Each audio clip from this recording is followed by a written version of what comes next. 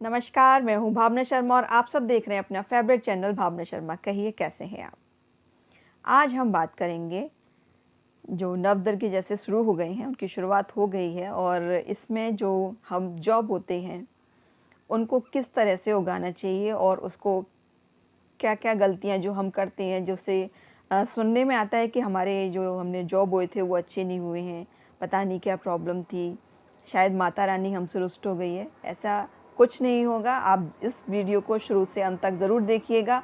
इसमें मैं आपको सारी सावधानियाँ बताऊँगी कि हम क्या-क्या गलतियाँ करते हैं और उसकी वजह से जो हम जॉब बोते हैं वो सही तरह से नहीं उग पाते हैं।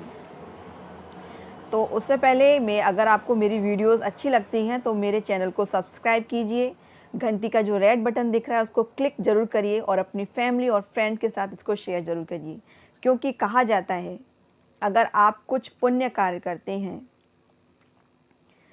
तो जिसके द्वारा वो पुण्य कार्य किया गया है, जैसे कि अगर आप ये वीडियो मेरी सेंड करेंगे अपनी फैमिली फ्रेंड में या फिर जहाँ पर भी, अब कुछ लोग मेरी जो वीडियोज़ हैं उसको अपने स्टेटस पे लगाते हैं।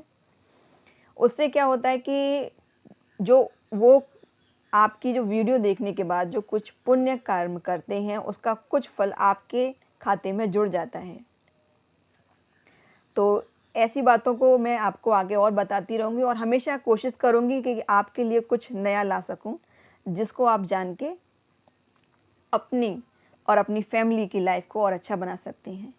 चलिए, इसी बात पे मैं एक आपको बात बताती हूँ कि हमेशा जब भी हम कभी दान करते हैं, कोई जैसे कि पैसा हम दान करते हैं, ख़ासकर से पैसे से मतलब है पैसा है, गाय है और कन्या। कन्यादान भी होता है ना, तो वही कन्यादान। और हम जो पैसा गरीबों में बाँटते हैं या कोई माँगने वाला आता है ज़रूरतमंद, हम उसको देते हैं। और गाय का दान जो करवाया जाता है, ख़ासकर श्राद्धों में कराया जाता है इसका दान।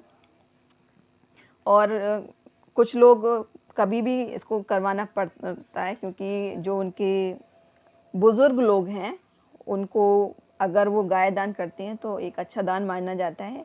और वो जो एक जब वो स्वर्गलोसी लोक में वास करने लगते हैं तो वहाँ एक नदी पड़ती है, वो उसको आराम से पार कर जाते हैं। यानी कि कहा जाता है कि जो गाय की पूँछ होती है उसको पकड़ के वो आराम से वो उस नदी को पार कर लेते हैं। वैसे भी गाय का दान बहुत ही अच्छा माना जाता है क्योंकि उसमें 33 कोटि देवता उसमें वास करते हैं गाय में। इतना पवित्र माना जाता है, इतना शुद्ध माना जाता है वो दान। अपनी कन्या को कभी भी किसी के हाथों ऐसे ही नहीं सौंप देना चाहिए। यानी कि जो कन्यादान हम करते हैं उसको भी बड़े ध्यान से करना चाहिए। हर एक किसी को अपनी कन्या नहीं देनी चाहिए। जब भी आप अपनी बेटी का विवाह करें या जो उसके लिए लड़का देखें तो पहले से परिपूर्ण देखिएगा कि जो आपने दान किया है वो किसी गलत हाथों में ना हो। और अपने धन का अगर कोई जैसे आपने किसी को पैसे दिए दान में और उसने उसका गलत यूज़ किया, यानी कि गलत प्रयोग किया, शराब, जुआ ऐसी चीज़ों में जो गलत आदतें हैं उसमें उसने लगाया, तो उसने जो उस चीज़ का किया उसका जो फल मिलेगा वो आपके खाते में ऐड हो जाता है। इसलिए कह रही हूँ कि अपनी फैमिली फ्रेंड्स के साथ भी इसको शेयर कीजिए और उनके खाते में से अपने खाते में कुछ पुण्य ज़रूर कमाइए। चलिए, अब बात करते हैं अपने टॉपिक की जिसके लिए हमने ये वीडियो बना रहे हैं। जौ। जौ को हम बोते हैं तो सबसे पहले हम यह जान लेते हैं कि जौ जब हम बोते हैं तो उसके लिए कौन सा पात्र सबसे अच्छा रहता है। तो सबसे अच्छा जो पात्र रहता है वो मिट्टी का पात्र रहता है। अब किसी के घर में मिट्टी का पात्र नहीं है तो वो जो परात होती हैं, कुछ लोग टेनिया वगैरह, कुछ लोग काफ़ी जब 4-5 इंच के लिए जो गहरा हो कोई बर्तन, ऐसा बर्तन ले लेते हैं जो 4-5 इंच गहरा हो और वो उसमें आराम से उग सकें। वैसे मार्केट में आपको काफ़ी इस टाइप के काफ़ी सकोरे टाइप के मिलते हैं और पॉट टाइप के मिल जाते हैं मार्केट में, तो आप वो भी परचेज़ कर सकते हैं। अगर वो परचेज़ नहीं करना चाहते हैं या आपकी आर्थिक स्थिति ऐसी है कि आप नहीं कर पाएंगे, तो आप घर में जो भी बर्तन है उसको साफ़ स्वच्छ कर लीजिए। तो जो पात्र आपने लिया है उसके लिए अगर आप मिट्टी का पात्र ले रहे हैं जो कि सबसे अच्छा रहता है, तो उसको पहले कुछ टाइम के लिए यानी कि 10 मिनट के लिए पानी में भिगो दें। उसके ऐसा क्यों करना चाहिए ये भी मैं अभी आपको आगे बताऊंगी।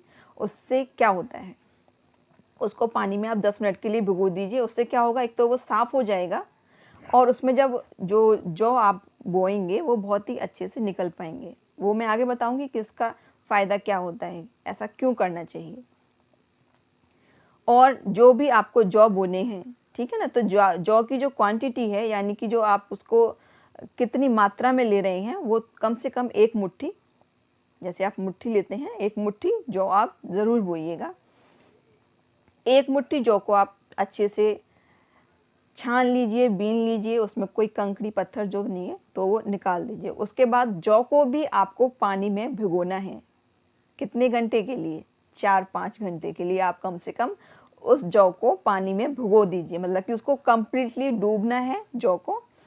ऐसा पानी भरिएगा किसी अलग बर्तन में कि वो डूब जाएं, और उसमें से जो बहुत ही हल्के जौ होते हैं, यानी कि जो उनके अंदर का जो बीज होता है वो पूर्ण नहीं होता है, इसलिए वो होते हैं हल्के, और वो क्या होता है, वो ऊपर आ जाते हैं पानी में, ऊपर आपको तैरते हुए नज़र आएंगे। अगर आप इनको घोल भी दोगे ना तो भी आपको वो ऊपर नज़र आएंगे।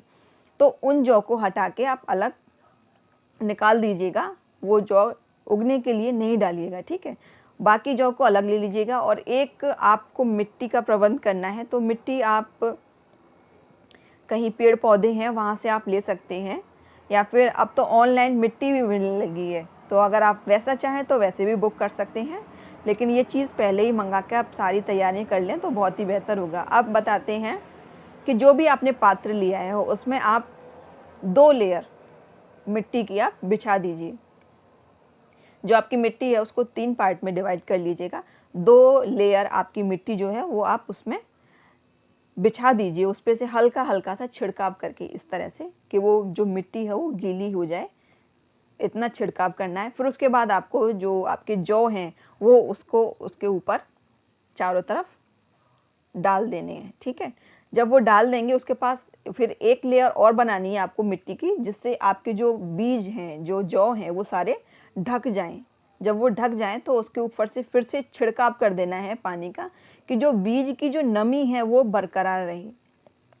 अगर बीज की नमी बरकरार रहती है तो वो 2-3 दिन में ही किल्ले, जो किल्ला बोलते हैं, जब वो बीज बाहर निकलता है, बीज से पौधा बनकर जब बाहर निकलता है तो उसको किल्ला बोलते हैं, तो वो किल्ला जो है वो बाहर तक आ जाए, ठीक है। तो उसके लिए आपको यह सावधानी रखनी पड़ेगी। मिट्टी के बर्तन को जब हम पानी में भिगो देते हैं तो उसका रिजल्ट क्या होता है? उसका रिजल्ट ये होता है कि अगर मिट्टी के पात्र को आपने पानी में नहीं भिगोया तो जो आप पानी मिट्टी में ऊपर से डाल रहे हैं, जो पात्र था जिसमें आप मिट्टी की लेयर लगाई हैं, जो वो सारी नमी जो है ना, वो जो मिट्टी का बर्तन है वो अपने अंदर सोख लेगा, और वहाँ जहाँ पर आपने बीज बोए हैं वो हो जाएगा स्थान ड्राई, यानी कि सूख जाएगा। और ऐसी नमी, जब बीज को उगना है तो उसको नमी चाहिए, और नमी ना मिलने के कारण वो बीज जो है वो अच्छे से उग नहीं पाते। तो ये गलती रहती है, इस गलती को नज़रअंदाज मत करिएगा, ठीक है। तो जो पात्र है आपने बीज वगैरह सब बो दिए हैं, जो भी आपको उस पर सतिया काटना था। मैं बताऊंगी कि आप सतिया भी गलत काटते हैं, कैसे काटते हैं। कुछ लोग ओम लिखते हैं, कुछ लोग सतिया लिखते हैं, सतिया काटते हैं। तो जो भी है वो आपको जो बनाना है उसका मैं लिंक डिस्क्रिप्शन में दे दूंगी कि सतिये को कैसे बनाना चाहिए, वो आप देख लीजिएगा अगर आपको सतिया सही तरीके से बनाना नहीं आता है, क्योंकि उसका भी फल मिलता है, ठीक है। तो वो सतिया वगैरह आप काट के और उसको जहाँ पर आपको रखना है वहाँ आप उसको रख दीजिएगा, और उसको एक थाली से, जो भी आपने पात्र लिया है उसके अकॉर्डिंग, कोई थाली या प्लेट, हो सके तो थाली जिसमें इतनी चौड़ी किनारी होती है ना, जो पात्र से थोड़ी ऊपर रहेगी, जो अगर ढकेंगे तो इतना गैप आएगा ना तो वो ठीक रहेगी। तो ऐसी थाली अगर हो आपके घर में, या कोई और बर्तन जिसमें थोड़ा सा गैप बना रहे, वो आप ढक सकते हैं। क्योंकि मेन चीज़ क्या है, अब उसमें जो गर्माहट बनेगी, जो मिट्टी आपने डाली, बीज डाले, फिर मिट्टी डाली, उसके ऊपर से पानी डाला, पानी इतना ही डालिएगा कि वो जो मिट्टी है वो नमी अपने अंदर एब्जॉर्ब कर ले। एक्स्ट्रा पानी अगर डालेंगे तो आपके जो बीज हैं वो गल जाएंगे, ठीक है। तो ये जो कमियां जो थी, जो हम नज़रअंदाज कर देते हैं, हमको नहीं पता होती हैं, उन चीज़ों का ध्यान रखें। हम अपने जो बीज हमने जो जो हमने धान उगाए हैं, कुछ लोग गेहूँ भी उगाते हैं, तो जौ भी उगाते हैं, अपनी अपनी श्रद्धा है जो जैसे उगाता है।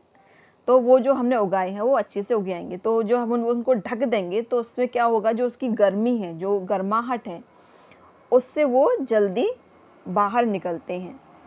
तो इस चीज़ का भी ध्यान रखिएगा कि उसको ढकना है, लेकिन पूरे दिन आपको नहीं ढकना है। आपको नाइट में जब हमारी सुबह की, जैसे हम सुबह आरती करते हैं, जब हमारी शाम की आरती हो जाती है उसके बाद हम उसको ढक सकते हैं। तो और डेली उसकी जो दीप जलाएंगे आप, धूप देंगे, उससे भी उसको दिखाना है।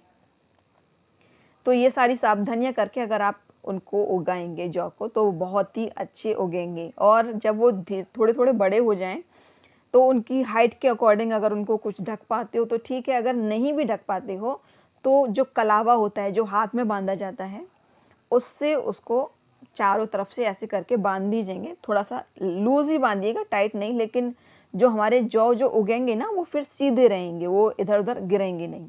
ठीक है, तो ये सावधानियां रख के आप अपने जौ जो आप बोएंगे उनको बहुत ही अच्छे से उगा सकते हैं।